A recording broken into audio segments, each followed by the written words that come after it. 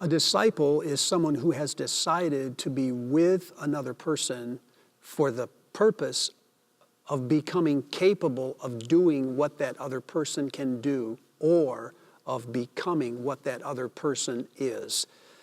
One of the distinctive trademarks of a one another community is its collective pursuit of Christ. This is not just a community of people trying to get better or more profitable or to become just closer. It's a community trying to become like Christ.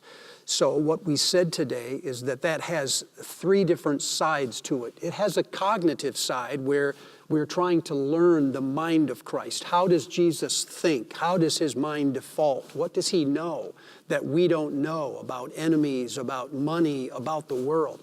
There's a behavioral side, and that's the practices, the habits that we build into our lives, where we actually do the things that we're learning about mentally. And then there's the dispositional side, where we try to capture Jesus's heart for, say, compassion or love or peace and joy. We try to get the personality of Jesus. What we find often is that groups become lopsided in their talk about discipleship. We either become so cognitive that we get educated beyond our level of obedience, or we sometimes get so cognitive or intellectual in our discussions that we forget the kind of person we're becoming. Are we still open and loving of other people? So we want to keep these three always in balance. There are three players that we introduced today that make that possible. There are teachers, and then there are admonishers, and then there's finally those who model this life for us. And what we noticed is that we have a lot of teachers in our lives, people that add value, that give us a skill or a perspective or an idea that we didn't have before. So we want teachers to always push us in new discoveries, saying things that we didn't know, things that make us feel a little bit uncomfortable at first. But we also need admonishers, people that can confront us and call us out in saying, what you're doing it's not right. It's below you. It's not the way of Christ. And then who help us to become the way of Christ. And finally, we need people that model this. Older people, typically, or people whose whole lives are quiet and peaceful and stable.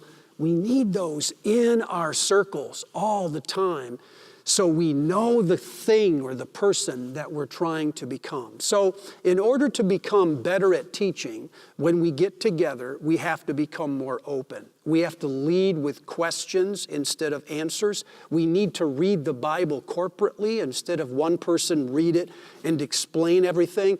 We need to posture towards other people. Instead of thinking, I need to tell you what I know, we should think, I need to find out what you know. We need to focus more on solidarity than unanimity of ideas. To get better at admonishing, we probably need to change the questions from how are you doing to what has Christ taught you lately? Why was that so important for you? Are you able to live up to the thing that Christ taught you? So we probably need to become a little more invasive in our questions, but we have to make sure that the relationship capital is there. We should not admonish someone if we love truth more than we love the person. If it gives us pleasure instead of pain, then we probably shouldn't admonish them. And finally, we need people in our circles that model this, that do the same thing well for year after year, so the rest of us can become like them. My hope, my dream really for our circles is that we will stay in the corners where we come from, our traditions, ethnicities, our backgrounds and belief systems, stay where we're at, but put one foot in the center where all different kinds of people meet around the personality of Christ. So he becomes the most famous person in the room.